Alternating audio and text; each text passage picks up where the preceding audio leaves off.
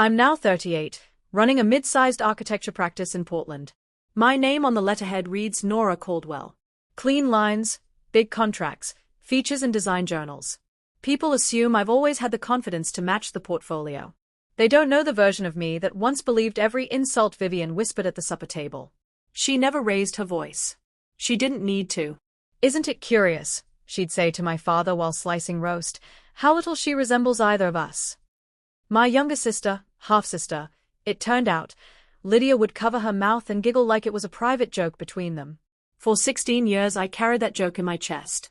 Then one December I left with a backpack, bus fare, and the certainty that no one would follow. The summons arrived 12 years later in the inbox of my work email. Subject line: Estate of Jonathan Caldwell, reading of last will and testament. Attorney Martin Reyes requested my presence. No, I'm sorry for your loss. No warmth. Just coordinates and a time. The house still sat on its ridge above the Columbia River Gorge, windows like dark eyes. Vivian waited on the porch steps in charcoal cashmere, arms folded. Not grieving. Weighing. Inside, cousins I hadn't seen since childhood funerals murmured variations of the same line. She only shows up when there's something to collect. Before Martin could unseal the envelope, Lydia stood. Voice clear, practiced. There's been speculation for years. I move that Nora submit to a paternity test before any distribution. Transparency benefits everyone. Nods rippled around the room. I let the silence stretch, then answered quietly. I'll do it. But so will Lydia. And if we're rewriting the rules with science, Vivian should go first. She's the one who wrote the story. Lydia's smile was thin. I have zero hesitation. Vivian's gaze flicked to the floor for 1 second. That was enough. The lab promised results in 12 days. I took the smallest bedroom at the far end of the hall. Vivian patrolled the corridors like a warden.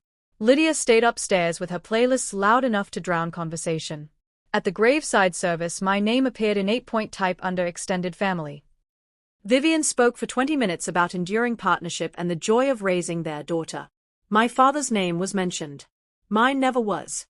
After the last car left, our old groundskeeper, Matteo, caught me by the garage. He pressed a plain white envelope into my palm. Inside, one sentence in my father's handwriting. * boathouse loft. Combination 11-23-47. Matteo added softly. After the first bypass he moved important things off-site.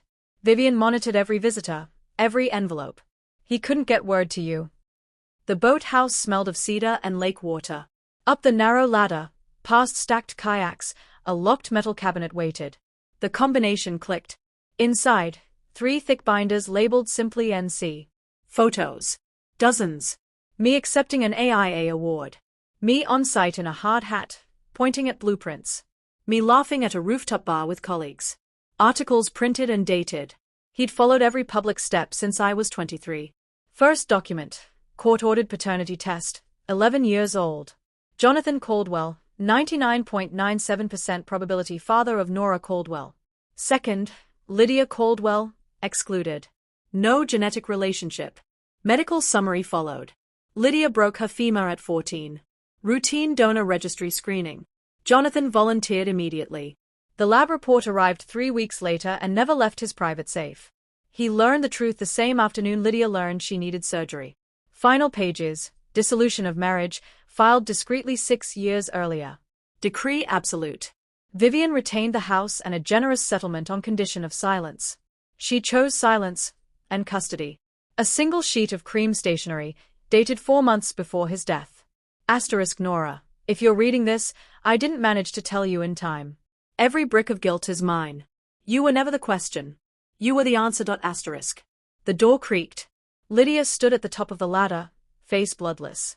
What are you holding? 4 days later, Martin Reyes's conference room smelled of fresh coffee and tension.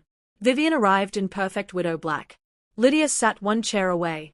My mother's older sister, Claire, watched everything from the window seat. Martin read the codicil added 22 months prior. All testamentary dispositions are restricted to my biological issue only. DNA profiles required from every named or potential beneficiary. Noncompliance equals disclaimer. Vivian's throat moved once. Results opened. Nora Caldwell, full biological child of Jonathan Caldwell. Lydia, no match detected. The room fractured. Lydia's chair scraped back. Run them twice. This is wrong. She spun toward her mother. Say something.